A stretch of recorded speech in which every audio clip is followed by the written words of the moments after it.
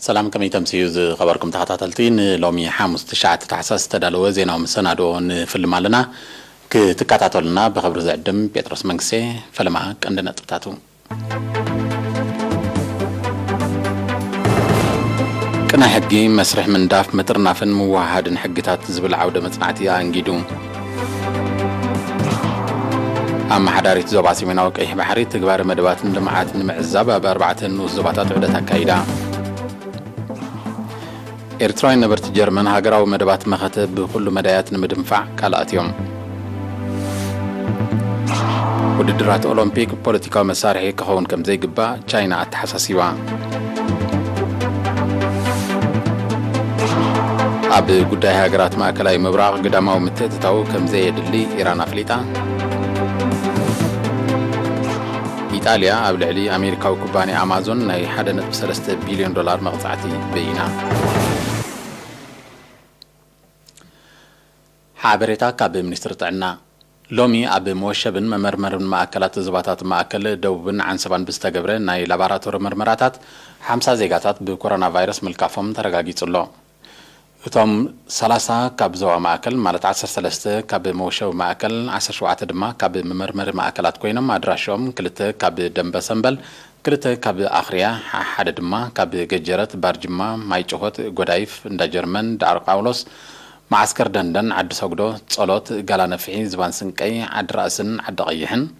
13 كاب ممرمر مأكلات زوادو مالت 7 كاب مندفرة 4 كاب سنعفه حد دما كاب دكم حارن مايدمان كمون 7 كاب ممرمر مأكلات زوعن سبا مالت 5 كاب حمل مالو حد دما كاب عد تكليزانن حجازنيم زي كم دين كله فيروس ترقيبهم عب هوسبيتالات تعقيبهم كن كجبر لهم تصنعوا 24 كاب زوا مأكل كلتا كاب زوا قش باركة حد دما كاب زوادو بتعلى الله 20 شوعات زيجات تحاويم تفانيهم بز مسرت على لا قطري بكورونا فيروس تلقفوا زيجات كسابلومي شوعات شحن 583 بتحين لهم شوعات شحن 340 تشعات كاب زيهم حاويم استفانو سوسان كلتن بمستفاليوم 170 كلتن دما جنا عب هوسبيتالات تعقيبهم زركوبيهم منستر تعنا تشعات تحساس كلتشين إسران حدن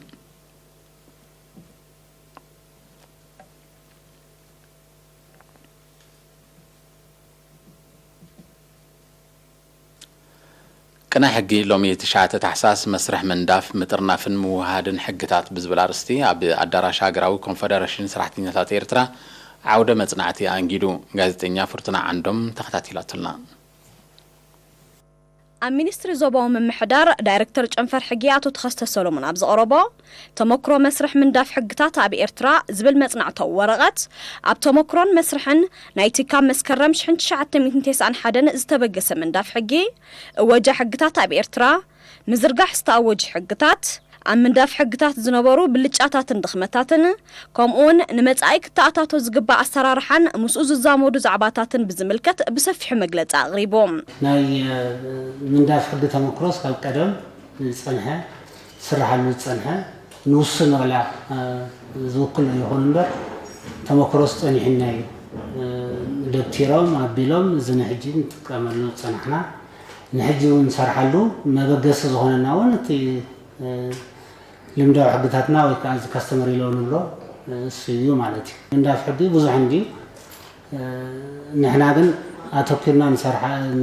كنزارو لدولينا زلنا بزي ليجيسليتيف درافتينغ زبلو زوج حقتات مالتي اواج كون خيل حقاو ملكتا هون خيل كم ريغوليشن ويكا دايركتيفز كون خيل كم مالتي مبر أنت حدي دراف زي ليجال درافتينغ ويكا نداف حدث مروجة فيه. المينستر فتحي دايركتور من دافن مركان حقتات أتو دانيال سمرة دما مسرح من داف مسرتها وين دكتورات حقتات إيرترا بزبل ورقته كابشحن شعتن 209 شعتن زتنرف حقتات مأكاب نايت صحف تعزبتاتن ريتوتاتن كم أون مكياد مصنعتاتن مسرح متصفاف ندف حقن زت قالل زرزراو مبرهيبوم مترنافن موهادن حقتات زبل ورقات زقربة عن مينستر فتحي عبال كفل أقول قلت حقي من سيسنا يكفلوا بوغانو نخلهم حقتات هاجري إرترا بملقات أرنيف كان وهاهيد كان نتتأكمت مغراب زعل مسرح عب كلتشحن شدشتن كم تجمرم ኣብ 2019 ድማ ዝተዋሃደ ሕግታት ሃገር ኤርትራ ብዝብል ፕሮጀክት ተሰሪዑ ከም ዝቐጸለን ኣብ ደረጃ ምዝዛም ከም ዝበጽሐን ገሊጾም ብዘይ ካዚ ኣብ ቤት ትምህርቲ ሕጊ ተማሃራይ 50 ዓመት መንእሰይ ዩኤል ኪዳነ ንኣገባብ ትግባረ ናይቲ ፕሮጀክት ዝምልከት መብርሂ ድሕሪ ምሃብ ዕላማ ናይቲ ዓውደ መጽናዕቲ ነቲ መስርሕ ዝሕግዝ ሓበሬታን ርእቶታትን ምእካብ ምዃኑ ክገልጽ እንከሎ ኣብ ቤት ፍርዲ ዞባ ማእከል ተሓጋጋዚ ዳኛ መንእሰይ ሶልያና ኣስመላሽ ድማ ኣብ ስራሓት ኣርትዖት ሕግታት ዘተኮረ መግለጺ ኣቕሪባ እቲ ካብ ተሳተፍቲ ዝረኸብናዮ መልሲ ዕንጋለ ኣዝዩ ኣተባባዒ ነይሩ እቲ ክካየድ ዝጸንሐ ስራሓት ናይ ብሓቂ ብተበግሶ ናይ ተማሃሮን ካልኦት ኣካላትን ብወለንታዊ ስራሕ ዝተበገሰ ብምዃኑ እቲ ገለ ክፋል ናይቲ ስራሕ በተኻልእ ከዓ እቲ ብሚኒስትሪ ፍትሒ ከዓ ብቐንዱ ክካየድ ዝጸንሐ ኣብ ዝሓለፋ ዓመታት ኣብ ምንዳፍን ምድብታርን ሕግታት ከዓ እንታይ ይመስል ከም ዝነበረ እቲ ካብ ተሳተፍቲ ክወሃብ ዘርፈደ ርእቶታት ኣዝዩ ኣተባባዒ ነይሩ ኣወንታዊ ከዓ ነይሩ ኢለ ክገልጾ ክእል ብፍላይ ሕጂ ንሕና ጥራሕ ዘይኮንና ንብሙሉእ እቲ ፕሮጀክት ዝሳተፍ ዘሎ ሰብ ወኪልና ኣብዚ ስለ ነቐርብ ዘለና ብሙሉእ ሰብ ሞራል ከም ዝረኺቡ ንዝያዳ ነቲ ተሪፉ ዘሎ ስራሕ ዲ ዋላ ተሓሲቡ ዘሎ መደባት ንኽስራሕ ዝያዳ ከምዚ ሓይሊ ከደልበካ ምዃኑ ኢና ንርዳእ ማለት እዚ ስራሕ እዚ ተወዲኡ ምስ ተሓትመ ሓደ ካብቲ ዕማማቱ ብፍላይ ከምዚ ኣብ መጀመርያ ገልጽል ክጽናሕኩስ ናብ ክልተ አንፈጠመተ ናብ መንግስትን ናብ ህዝቢ ጥራሕ ዝዓለመ ሓደ ዓብ ክፋሉ ፍርቂ ክፋሉ ስለ ዘለዎ ብጣዕሚ ተገዲሱ ክሕዞ ኩርድኦ በቲ ዝርድኦ መንገዲ ከዓ መሆከሲታት ተዳሊሉ ተገይሩሉ ስለ ዘሎ ምስተወደስ ህዝቢ ብዝያዳ ክሕዞን ነቲ ሕጊ ፈሊጡ ከዓ ከተጉሮን ይላቦ ማለት እዩ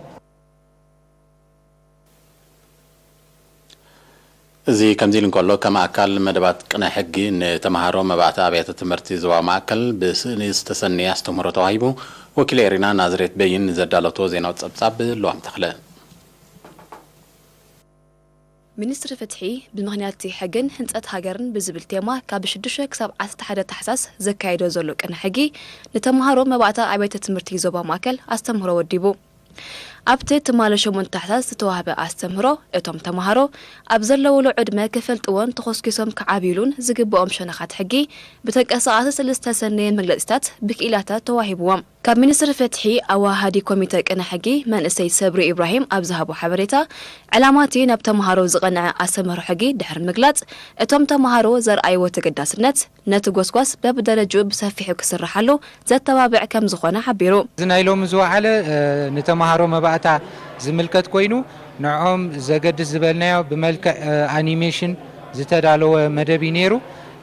እዚ ትሕዝቶ ናይዚ ኣኒሜሽን ድማኒ ንሕግታት ተማሃራይ ከምኡውን ብዛዕባ ሕጊ ዘሎ ኣፍልጦ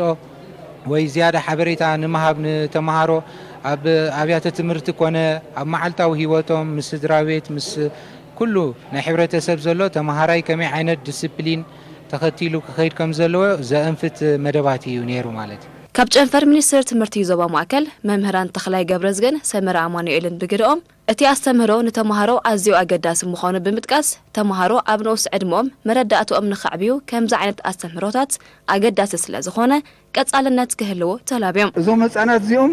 ዝዓብዩን ሰረትን ናይ ኤርትራ ስለ ዝኾኑ ከምዚ ጌርና ንህፃናት እንዳበራትዓና እንዳምሃርና እንተደዓቢናዮም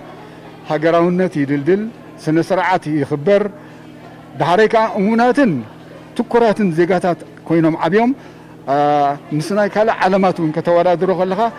ብሉፃት ብትምህርትን ብስነ ስርዓትን ኮይኖም ንሃገሮም ዘገልግሉ ውፍያት ይኾኑ ማለት እዩ ከምዚ እውን ኤግዚቢሽን እንዳኸፈትካ በብዓመቱ ክካየድ ጽቡቕ ምኽንያቱ ነቶም ቆልዑ ንሕጊ ኣፍልጦም ንኽዓቢ ነቲ ሕጊ እንድሕር ፈሊጦም ከዓ ዝያዳ ካብቲ ገበን ዝኦቱ ነገር ከኣቱ ኣይኽእሉን ምኽንያቱ ድሮ ፈሊጦሞ ስለ ዘሎ እንታይ ሰዓብን ስለ ዝፈልጦ ካብኡ ንኽእለዩ ጽቡቕ ስነ ምግባር ኮይኖም ንኽዓብዩን ብኡ መጠን ድማ ንሃገር እውን ረብሓ ኣለዎ ተማሃሮ ድማ ዝተዋህቦም ኣስተምህሮን ብመልክዕ ተንቀሳቓስን ድርቕን ስእልታት ዝተዓዘብዎ ምርኢትን ዓብ ጦብላሕታ ከም ዝፈጠረሎም ብምጥቃስ ኣብ ዝቕጽል ደረጃታት ትምህርትን ዕድመን ኣፍልጦምን ንቕሓቶምን እናዕመቑ ብሕጊ ከም ዝመላለሱ ገሊጾም ሕጊ እንታዩ ብኸመይ መጽ ኣይፈልጦ ነይረ ኣብዚ ምስ መጻኹ ግና ዝተማሃርናዮ ሕጊሲ ኣብዚ ምስ ረኣናዮ ብፊልም ይኹን በዝብ ዝረኣናዮ ኩሉ እቲ ሕጊ እንታይ ምዃኑ ተገሊጽለይ ሕግታት ናይ ትምህርትን ናይ ክፍልን ከተዘግብር ከም ዘለካ ገለ ካብቲኦም ሕግታት ሓንቲ ኣኒሜሽን ፊልም ካብተን ዝፈትወንካ ኣኒሜሽን ፊልም ኣርዮም ብዙሕ ድማ የርአ ስለዚ ቀጽልዎ ኸብሎም ዝኽእል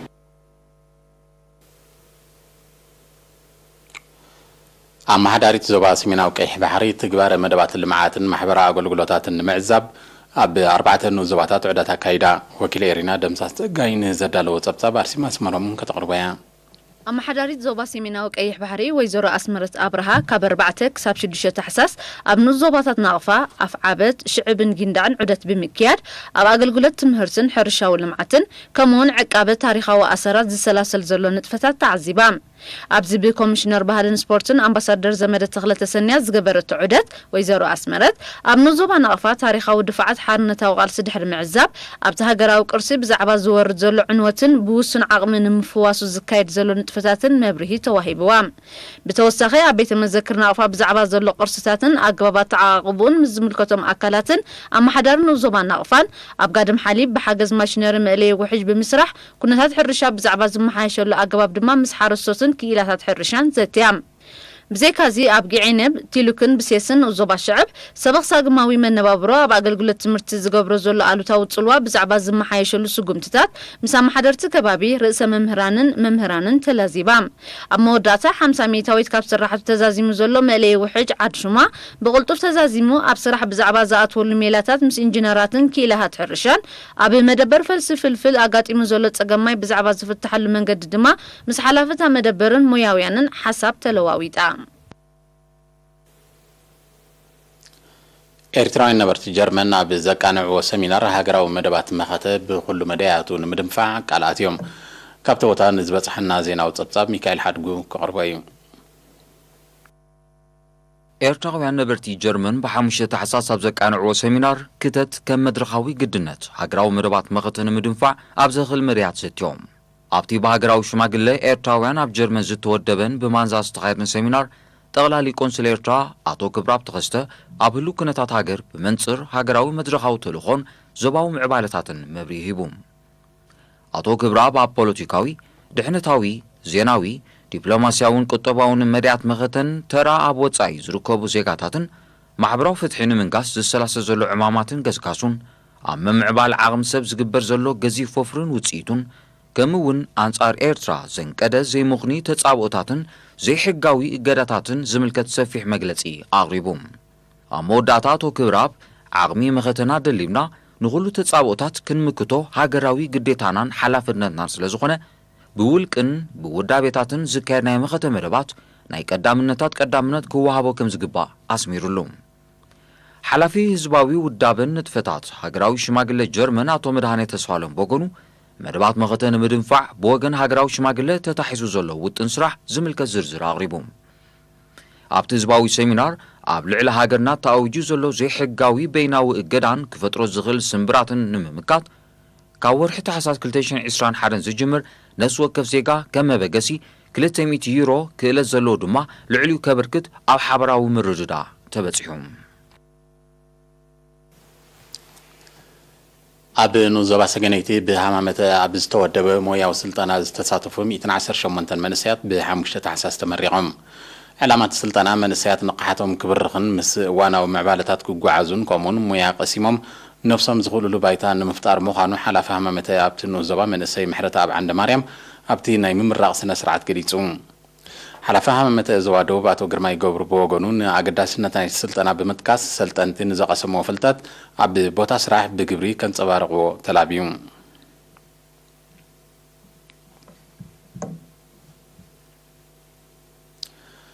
ዳይሬክተር ጀነራል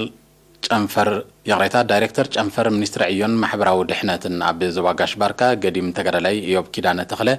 ብ7 ታሕሳስ ኣብ መበል 72 ዓመት ዕድሚኡ ብሕማም ተሰዊዩ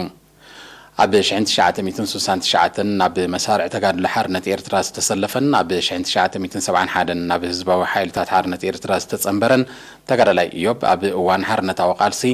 ኣብ ተዋጋእ ሰራዊትን ክፍልታትን ውድብ ብዝተፈላለየ ጽፍሕታት ሓላፍነት ድሕሪ ናጽነት ድማ ኣብ ሚኒስትሪ ዕዮን ማሕበራዊ ድሕነትን ብደረጃ ዳይሬክተር ጨንፈር ንህዝቡን ሃገሩን ከገልግል ዝጸንሐ ሓርበኛ እዩ ገዲም ተጋዳላይ ኢዮብ ኪዳነ በዓል ሓዳርን ኣቦ 5 ውሉዳትን እዩ ስነ ስርዓት ቀብሩ ድማ ሎሚ 9 ታሕሳስ ፍርቂ መዓልቲ ኣብ መካነ መቃብር ሓርበኛታት ኣስመራ ተፈጺሙ ሚኒስትሪ ዕዮን ማሕበራዊ ድሕነትን ብመስዋእቲ ገዲም ኣባሉ ተጋዳላይ ኢዮብ ኪዳነ ተኽለ ዝተሰምዖ መሪር ሓዘን እናገለጸ ንስድራ ቤቱን መቃልስቱን ጽንዓት ይመነ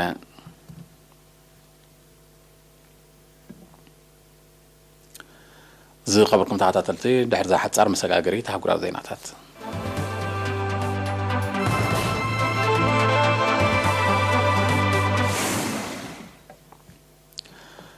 ኣህጉራዊ ውድድራት ኦሎምፒክ ፖለቲካዊ መሳርሒ ክኸውን ከም ዘይግባእ ቻይና ሎሚ 9 ታሕሳስ ተሓሳሲባ ቻይና ነዚ ዝገለጸት ብሪጣንያን ካናዳን ዝርከበን ብርክት ዝበለ ሃገራት ኤውሮጳ ንኣሜሪካን ኣውስትራልያን ስዒበን ኣብ ኦሎምፒክ ቤይጂን 2022 ዝሳተፉ ዲፕሎማስኛታት ከም ዘይሰዳ ድሕሪ ምሕባረን እዩ ነቲ ስጉምቲ ብትሪ ዝኾነ ነት ቻይና እተን ሃገራት ከቢድ ዋጋ ክኸፍላሉ ምዃነን ጠንቂቓላ ይኹን እምበር ቻይና ኣብ ልዕሊ እተን ሃገራት ክትወስዶ ብዛዕባ እትኽእል ስጉምትታት ዛጊታ ኣየነፀረትን ዘላ እተን ሃገራት ዝወስዶ ውሳነ ምስ ቻይና ንዘለዎን ዲፕሎማስያዊ ዝምድናታት ኣብ ሓደጋ ዘእቱ ምዃኑ እዩ ዝግለጽ ውድድራት ኦሎምፒክ ቤይጂን ካብ 4 ክሳብ 20 ለካቲት 2022 ክካየድ መደብ ተታሒዙ ምህላው እዩ ዝሕበር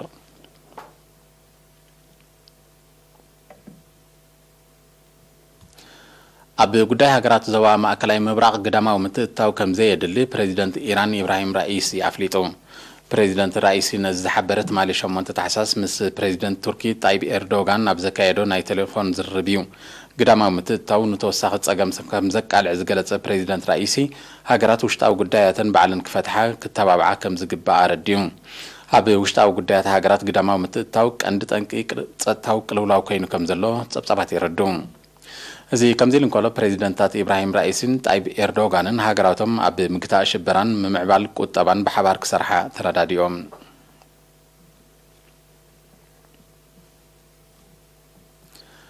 ኢጣልያ ኣብ ልዕሊ ኣሜሪካዊ ኩባንያ ኤሌክትሮኒካዊ ንግዲ ኣማዞን ናይ 1.3 ቢልዮን ዶላር መቕጻዕቲ በይና ትካል ቁጥጥር ዕዳጋታት ኢጣልያ ነዚ ስጉምቲ ዝወሰደ እቲ ግዙፍ ኣሜሪካዊ ኩባንያ ሕጋጋት ብምትሓስ ንዕዳጋታት ሃገሩ ክብሕቶ ከም ዝተዳዳደነ ብምውቃስ እዩ እቲ መቕጻዕቲ ብምትሓስ ሕግታት ዕዳጋ ኣቐዲሙ ኣብ ልዕሊ እቲ ኩባንያ ካብ ዝተወስደ ተመሳሳሊ ስጉምትታት ዝለዓለ ምዃኑ እዩ ዝሕበር ዘሎ እቲ ኩባንያ ብዛዕባ እቲ ኣብ ልዕሊ ዝተወስደ ስጉምቲ ዛጊት ዝሃቦ ምላሽ የለን ትካል ቁጥጥር ዕዳጋታት ኢጣልያ ኣቐዲሙ ብተመሳሳሊ ክሲ ኣብ ልዕሊ ኣሜሪካዊ ኩባንያ ኣፕል ናይ ልዕሊ 134 ሚልዮን ዩሮ መቕጻዕቲ ከም ዝወሰነ ይፍለጥ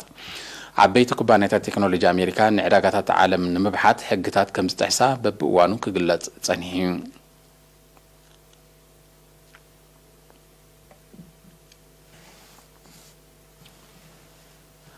ኣብ ምዕራባዊ ክፋል ኣውስትራልያ ተኸሲቱ ዘሎ ሓደጋታት ባርዕ መሮር ልዕሊ 1200 ሄክታር ጫካታት ከም ዝሃሞ ተገሊጹ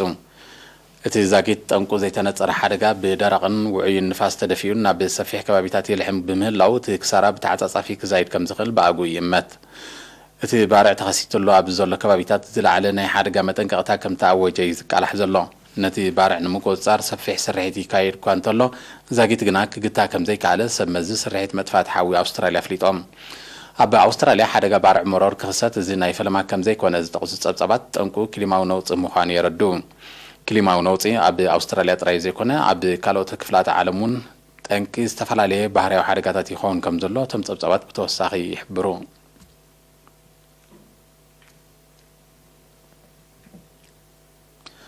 ትማሊ 8 ታሕሳስ ኣብ ማእከላይ ሸነኽ ማሊ ብዝተፈጸመ መጥቃዕቲ ቦምብ ብውሕዱ 7 ሰባት እሳቶም ድማ ኣባላት ዓቃብ ሰላም ሰራዊት ውድብ ሕቡራት ሃገራት ምዃኖም ዝተጠቕሱ ተቐቲሎም بتي متكعتي سلسته كالوت بخبير كم زقاسولو زتقاسي حبرات هاجرات نتي فتصامي بتري كونين والله يغون بر زيغنت نايتهم قديات زاقيت هيتحبرن زلو زي حدش فتصامي مقصلتا نايتي عنصار قداما وتادرا متتاو زقنعي عبي زوا معرب افريكا زكاي زلو تقاوموتات كخون كم زقل مست زوا قربت زلوم وغناتي تقسوم عبي زحلفة كربا معلتات عبي مالي نيجرن بوركينا فاسو عنصار قداما وتادرا وفر زقنعي وتقاوموتات كايد كم زقنيت صبصبات يقلصو قداماو متتاوك عند تنكين نايزي عبي زوبا معرب افريكا تخصيص زلو تصطاو زي مرقا مقانو كعبر صنحيم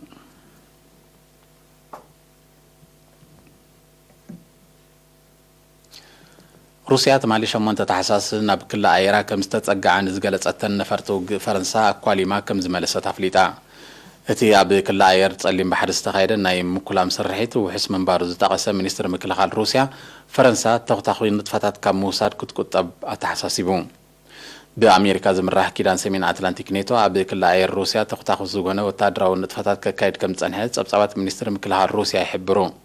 روسيا اب زحلف سومن اب كل ايرا كم زغربا نزغلصتن كل تنفرتو امريكا عاغيتا كم زملستن محبارا يذكر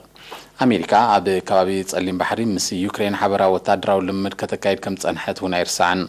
نيتو هلاوي اب مبرق اوروبا نموحاس نغداي يوكرينن روسيان يتخطو كم زلو ناي قربات عزبتي يغلصو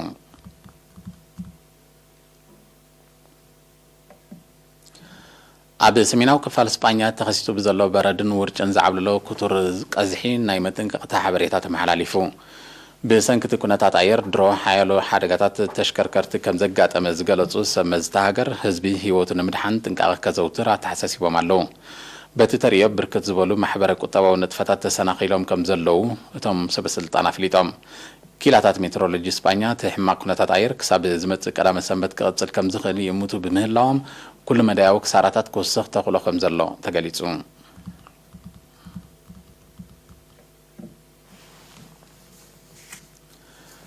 زي خبركم تحتاتلتي زينا نمفصام ارستاتو كنا حقي مسرح من داف مطرنافن موهادن حقيتات زبل عوده مصنعتي انجيدو اما حداريت زوبات ميناو قيح بحر تجبار مدبات لمعات المعزف باربعه نوزباتات عده تكايدا إيرتراين نبرت جرمن هاجراو مدبات مخاطب بكل مديات المدفع قالات يوم ودرات أولمبيك بوليتيكاو مسارحي كهون كم زي جبا تشاينا تحساسيبا عبد قداي هاجرات مع كلاي مبرق قدامه متتكاو كم زي يدلي إيران أفليتا إيطاليا عبد العلي أمريكا وكباني أمازون حدا نتب 3 بليون دولار مقطعتي بينا زي خبركم تحتاتلتي زينا تفتصيمو بروح مشات